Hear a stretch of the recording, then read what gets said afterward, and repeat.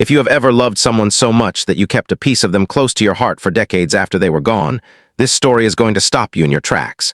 And if you believe that love does not end when a person leaves this earth, then what you are about to read is going to feel like proof. Before we get into it, if you are new here, hit that subscribe button right now and give this a like, because the stories we bring you are the kind that stay with you long after you finish reading.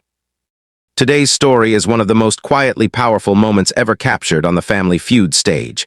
It did not involve a perfect score, a viral joke, or a dramatic game-winning answer. It involved a 96-year-old man named Walter, a worn envelope he had been carrying in his shirt pocket for 3 years, and a letter his wife wrote to him the night before she died. By the time Walter finished reading that letter out loud, Steve Harvey, a man who has hosted thousands of episodes, interviewed thousands of families, and laughed through almost every situation imaginable, walked off stage. Not because he was upset, not because something went wrong, but because there are moments in life when the only honest response is to step away, collect yourself, and let the weight of what just happened settle into your chest before you say another word. This is that story. And it is going to remind you of something you already know but may have forgotten, that the greatest love stories are not the ones that end in grand gestures. They are the ones that keep going, quietly and faithfully, even after one person is no longer there to see it. Walter James Mitchum was 96 years old when his granddaughter, a 34-year-old kindergarten teacher named Angela, convinced him to appear on Family Feud. She had been trying for 2 years. Walter always said the same thing every time she brought it up. He would shake his head slowly, look at her over the top of his glasses, and say, "Baby girl, I'm too old to be on television making a fool of myself." Angela would laugh and say, "Grandpa, you could never make a fool of yourself." And Walter would wave his hand like he was swatting away a fly and go back to his crossword puzzle. But in the spring of 2024, something changed. Walter's wife of 67 years, a woman named Evelyn, whom he called Evie from the day they met at a church picnic in Alabama in 1954, had passed away 3 years earlier. She was 91. She had gone peacefully in their bedroom, with Walter holding her hand and their favorite gospel record playing softly from the old record player in the corner.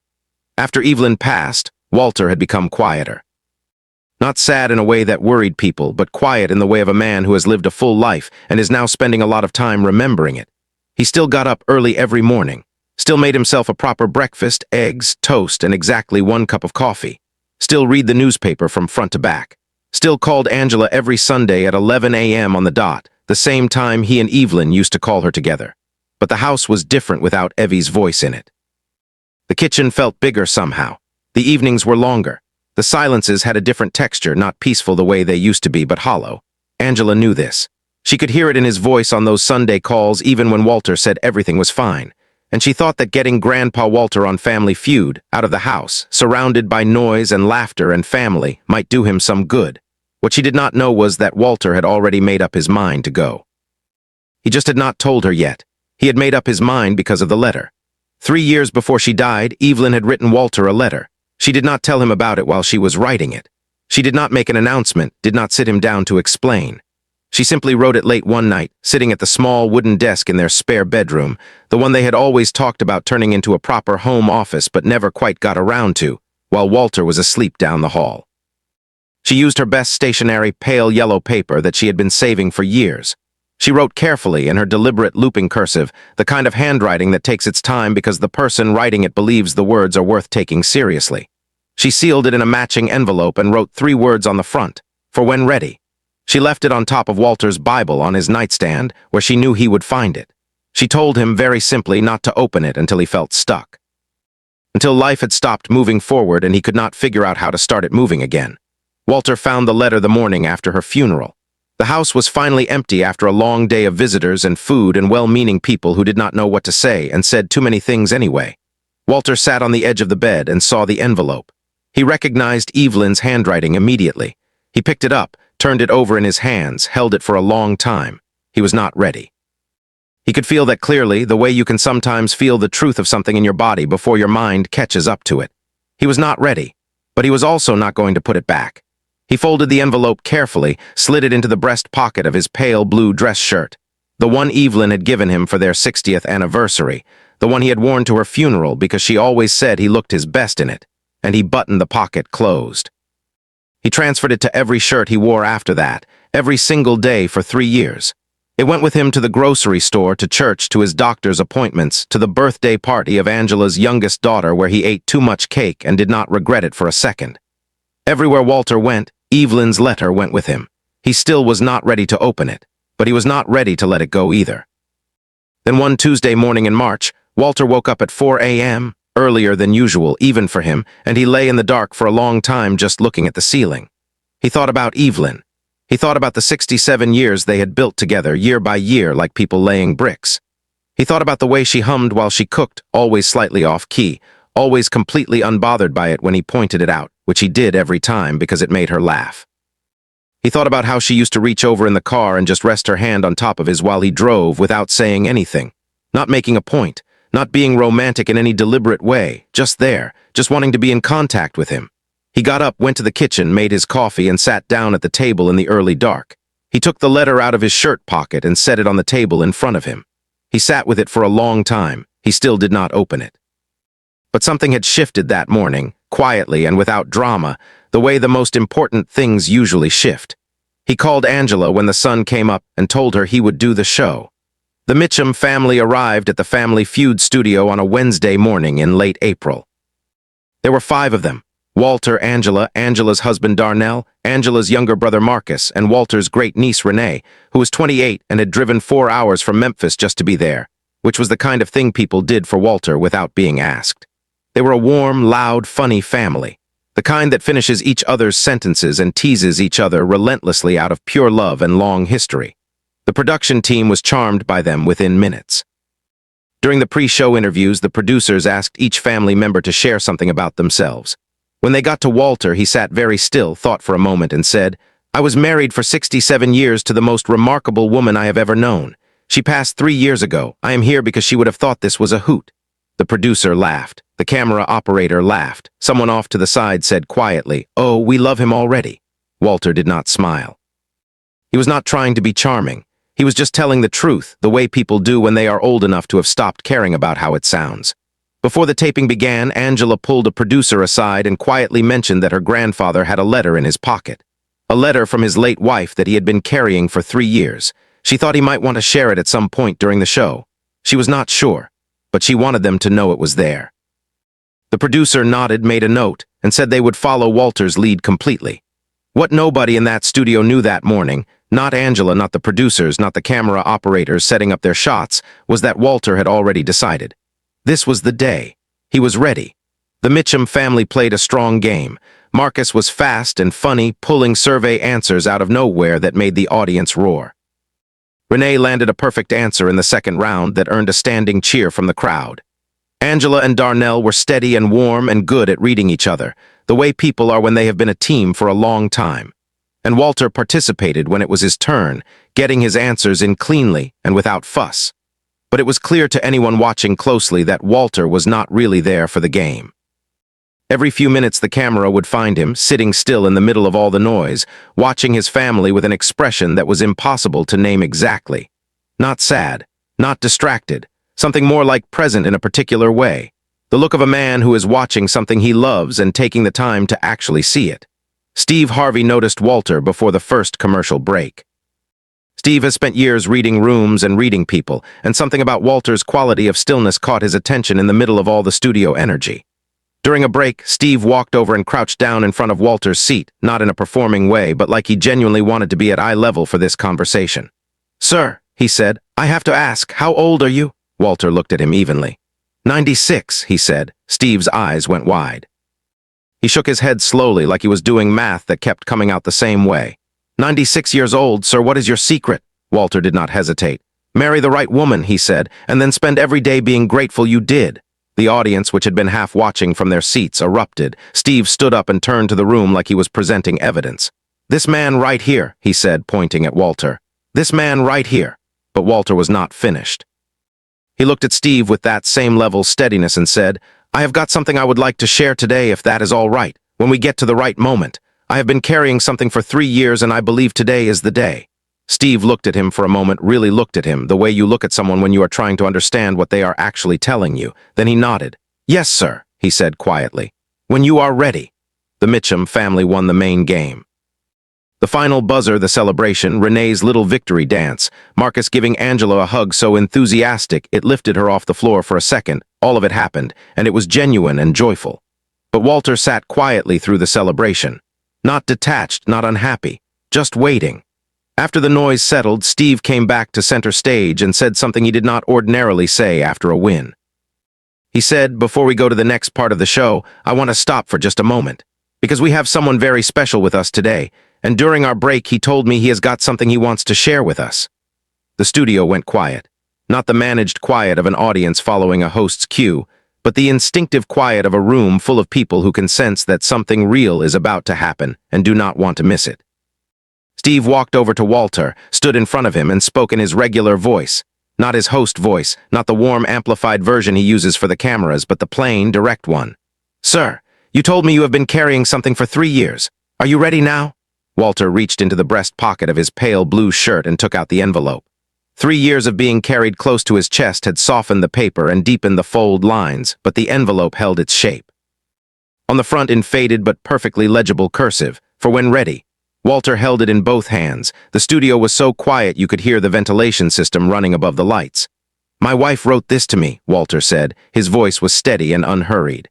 "She wrote it the night before she passed. I found it the morning after her funeral. She told me not to open it until I felt stuck, until life stopped moving forward and I did not know how to start it again."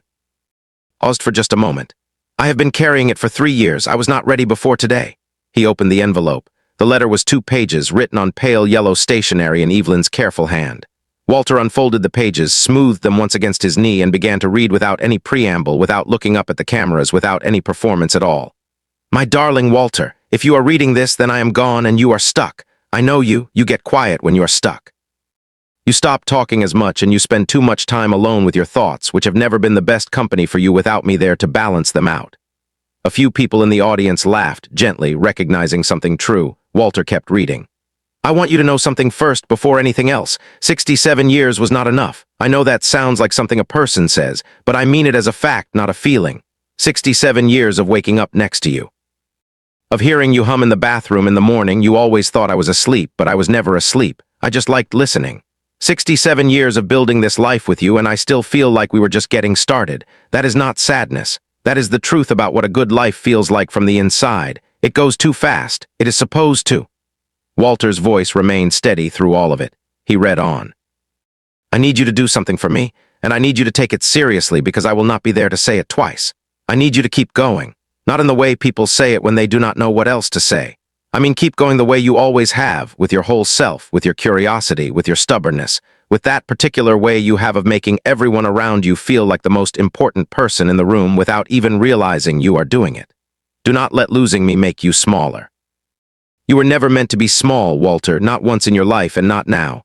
Angela had her hand over her mouth. Marcus was staring at the floor. Renee was crying quietly, not trying to stop. The audience was motionless. Walter read on. "I left instructions with Angela about the record player. She knows what to do with it. I also told her to make sure you eat something warm in the mornings and not just coffee. I know that is what you have been doing. And I know you are going to pretend otherwise, but I know you, Walter James." Several more people laughed softly, lovingly, the way you laugh when someone's particular truth gets recognized in public. Walter's mouth curved slightly at the corner. "One last thing, and then I will let you go because you have always hated long goodbyes and I have always loved you anyway. The love we had was not luck, it was a choice. 1,000 small choices made every single day to reach for each other again instead of drifting. Every one of those choices was worth it. You were worth it. You are worth it still. Keep choosing, keep living, keep being the man I have always seen when I looked at you, even when you could not see him yourself. All my love, always and after. Your Evie." Walter folded the letter, slid it back into the envelope, held it in both hands in his lap. Looked straight ahead, and the studio held its breath. Then Steve Harvey turned away from the camera. He walked to the edge of the stage, put one hand on the curtain panel at the side, and bowed his head. He did not speak. He stood there for a long moment, long enough that the camera stayed on him, long enough that the audience understood this was not a pause for effect. This was a man who needed a moment and was honest enough not to pretend otherwise.